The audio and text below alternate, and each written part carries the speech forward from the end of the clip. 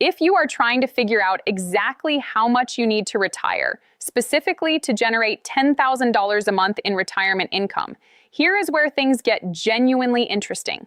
There is not just one number. Depending on your specific situation, you might need an enormous portfolio to pull this off, or you might need one that is considerably smaller than you ever imagined. And that range, how wide it actually is exactly what I want to walk through today. I am going to take you through several real-life scenarios. A single retiree who wants to preserve their portfolio, a single retiree who is willing to spend a portion of it down, a married couple, and then a married couple with a pension layered in on top. Hey everyone, I am Erin. Welcome back to the channel. Because here is what I find so compelling about this kind of analysis. The moment you start changing the strategy, the moment you start layering in different income sources, what it actually takes to hit that $10,000 per month target shifts dramatically. And that is precisely why retirement is not about reaching one universal magic number. It is about understanding how all of the individual pieces fit together to create your specific plan. With that, let us get into it. Scenario 1, the single retiree who wants to preserve everything. Let us start with the baseline. And this is almost certainly the most demanding version of this entire exercise. We have a single retiree, age 65, with a clear income goal of $10,000 per month, or $120,000 per year. We are going to assume a Social Security benefit of $2,600 per month, which translates to $31,200 per year if this individual claims at 65. That benefit level reflects someone who averaged approximately $80,000 per year across their working career. They likely started out earning less early on and built their income progressively over time, perhaps reaching that $10,000 per month range in their final working years before retirement. And that tracks logically, because if you are stepping into retirement wanting $10,000 a month, your pre-retirement lifestyle was probably already somewhere near that level. It is unlikely that someone earning significantly less before retirement would suddenly want to increase their spending dramatically upon leaving the workforce. So right away, we see something important. Social Security is genuinely helpful here, but it is only covering about 26% of the total income goal. Step 1, identify the gap. The goal is $120,000 per year. Social Security provides $31,200. That leaves a portfolio gap of $88,800 per year that investments need to fill. Step 2, determine what the portfolio needs to generate. Assuming a 5% starting withdrawal rate, which presumes our retiree is comfortable with some market exposure and willing to introduce a degree of spending flexibility when conditions call for it, they would need a portfolio of approximately $1.78 million.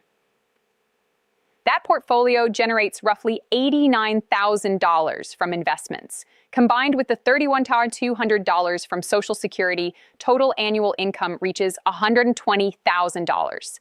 This is the version of retirement that so many people instinctively picture. One Social Security check, one portfolio, and that portfolio carrying the overwhelming majority of the income load. But here is the honest reality of this picture. It is the most demanding version of retirement income planning. In this scenario, 75% of your income is coming entirely from your investment portfolio. That means greater exposure to market volatility, higher vulnerability to sequence of returns risk, and simply more pressure on your investments day in and day out. A 5% withdrawal rate can absolutely work, but it assumes genuine flexibility. If the market has a rough stretch early in retirement, you need to be willing to temporarily reduce what you are drawing from the portfolio to give it room to recover. If you prefer a more conservative 4% withdrawal rate instead, this same plan requires a portfolio closer to $2.2 million to hit the identical income goal. The income target does not change, the required portfolio does. Scenario 2, the single retiree willing to strategically spend down.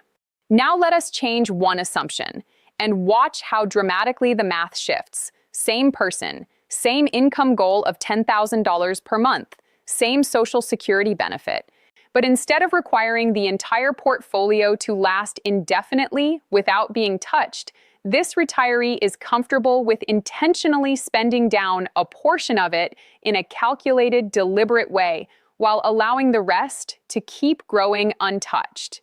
We are shifting the mindset from, my entire portfolio must last forever, to, I can spend this portion down strategically and let the rest compound for the future.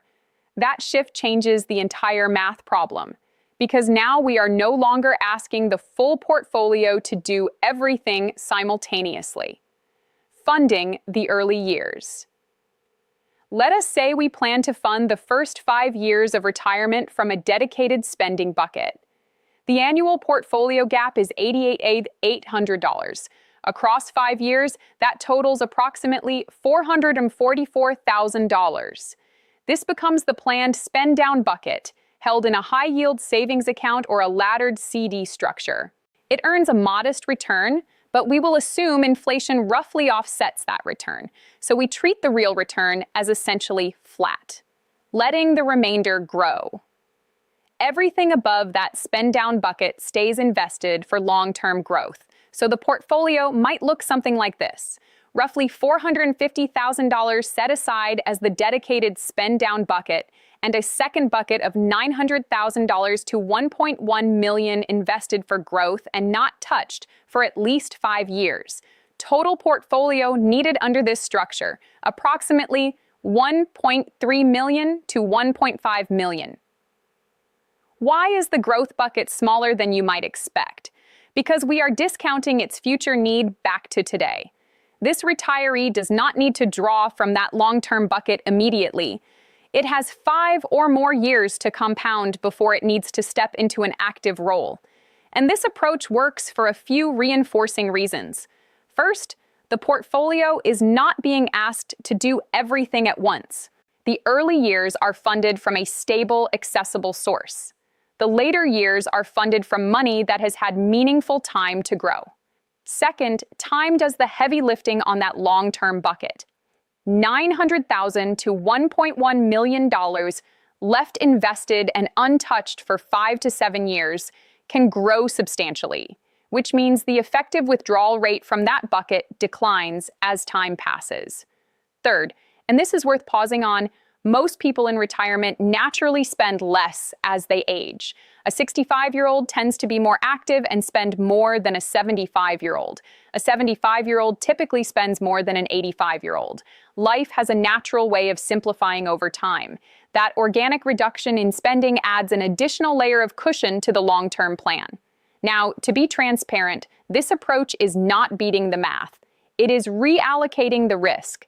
This plan still depends on reasonable market performance over time, on a genuine willingness to adjust spending if needed, and on not holding too much in cash equivalent assets over the long run. But look at what the shift accomplished. We went from needing roughly $1.78 million under the fully conservative approach to needing somewhere between $1.2 million and $1.5 million under this structured spend-down strategy. That is a reduction of somewhere between $300,000 and $500,000 in required portfolio to fund the exact same income goal. The only variable that changed was the retiree's willingness to intentionally spend a portion of the portfolio in a planned way. The rules you place on your money shape what your money needs to do. Loosen those rules even slightly, while remaining thoughtful and strategic, and you can potentially reduce your required portfolio by hundreds of thousands of dollars. That is one of the most powerful levers in retirement planning, and it is one that a surprising number of people never even realize exists. Scenario 3, the married couple. Now let us shift the scenario significantly. Up to this point, everything has involved a single retiree, meaning one Social Security check and a portfolio carrying most of the weight. What happens when we bring in a married household with 2 Social Security checks? The income goal stays identical, $10,000 a month, $120,000 per year. The lifestyle does not change. Social Security now does considerably more work. Both spouses had similar earnings histories throughout their careers. Each receives $2,600 per month if they claim at 65. Combined, that is $5,200 per month, or $62,400 per year from Social Security alone. Calculating the new gap. The total income needed is $120,000. Social Security is already delivering just over $62,000 of it. The gap the portfolio needs to fill drops to $57,600 per year. Using a 5% withdrawal rate, the required portfolio falls to just under $1.2 million. Let that comparison land for a moment. By moving from a single retiree to a married household with no other changes to the income target, the retirement age, or any other assumption, the required portfolio drops from nearly $1.8 million to approximately $1.15 million. That is a reduction of roughly $600,000 to $700,000. Same lifestyle, dramatically different requirement, and that number becomes even more attractive if this couple also adopts a willingness to spend down a portion of the portfolio. Adding that layer of flexibility could shave another few $100,000 off the required amount. For couples, Social Security is not just a helpful supplement. It is a genuinely powerful income foundation. In many married households, 2 Social Security checks together cover more than half of total spending needs. That fundamentally changes the role the portfolio has to play, and it takes enormous pressure off the investment side of the equation. Scenario 4, the married couple with a pension. Now let us take this one more step. And this is where the math changes in a way that is genuinely striking. Same married couple, same income goal of $10,000 per month, $120,000 per year. Same retirement age of 65, same 2 Social Security checks at $2,600 per month each, $62,400 per year combined. But this time, we are adding a pension, specifically a military pension from 20 years of service under the High 3 system, generating $40,000 per year. Total guaranteed income before touching a single investment. $60,400 from Social Security plus $40,000 from the pension equals $100,400 per year. The income gap the portfolio needs to fill shrinks to just $17,600 annually. Using a 5% withdrawal rate, the required portfolio is approximately $352,000. Read that number again. $352,000 for the exact same $10,000 per month lifestyle. Once you layer in both Social Security and a meaningful pension, the portfolio moves into a completely different role. It is no longer the engine driving the retirement. It is the fine-tuning mechanism, filling a relatively small gap that guaranteed income streams do not quite reach. The full progression, side by side. Let us look at all 4 scenarios together, because seeing the progression in one place is where the insight really crystallizes. A single retiree determined to preserve every dollar, approximately $178 million required. A single retiree willing to spend down strategically, approximately $1.3 to $1.5 million during twine required. A married couple with 2 Social Security checks, approximately $1.15 million required. A married couple with 2 Social Security checks plus a pension, approximately $352,000 required. Same $10,000 per month lifestyle across every single scenario. Completely different portfolio requirements, depending entirely on income structure and spending philosophy. What the pension scenario has effectively done is build what I would call a 3-layer income system. Layer 1 is the pension, the stable, predictable, guaranteed base. Layer 2 is Social Security, inflation-adjusted, lifetime income that cannot be outlived. Layer 3 is the portfolio, flexible, growth-oriented, and serving as the fine-tuning top-off to reach the target. The more guaranteed income you can lock in from the bottom 2 layers, the less pressure you place on the third. The portfolio shifts from being the primary driver of retirement income to being a supplemental resource that fills in the gaps. One more dimension that changes everything: spending flexibility. Before we wrap up, there is one more critical piece worth spending time on, because it shapes how sustainable any of these plans actually are in the real world. Whether $10,000 per month is your retirement income goal comes down to your lifestyle and your personal priorities, but how that $10,000 is structured matters just as much as the total amount. Consider two households, both targeting $10,000 per month. In the first household, $5,000 covers essential expenses: housing, food, transportation, healthcare. The other $5,000 is entirely discretionary: travel, dining out, entertainment, gifts. In the second household, $10,000 is needed just to cover the basics, with almost nothing discretionary. These two households have identical income targets, but their financial resilience is completely different. The household with significant discretionary spending has flexibility. In a down market or during an uncertain economic period, they can pull back on travel, eat out less frequently, delay a home renovation. That flexibility reduces the pressure on the portfolio precisely when the portfolio needs relief the most. The household where all $10,000 covers essentials has almost no room to maneuver. Every dollar of that income is necessary. The plan becomes rigid, and rigid plans are far more fragile when conditions change unexpectedly. It is not just about how much you spend in retirement. It is about how much of that spending you can actually control. Because flexibility is what allows a retirement plan to hold up over time, through bad markets, unexpected expenses, and the natural unpredictability of a 25 or 30-year financial journey. So when you ask, can I generate $10,000 per month in retirement? The honest answer is, it depends on far more than just the size of your portfolio.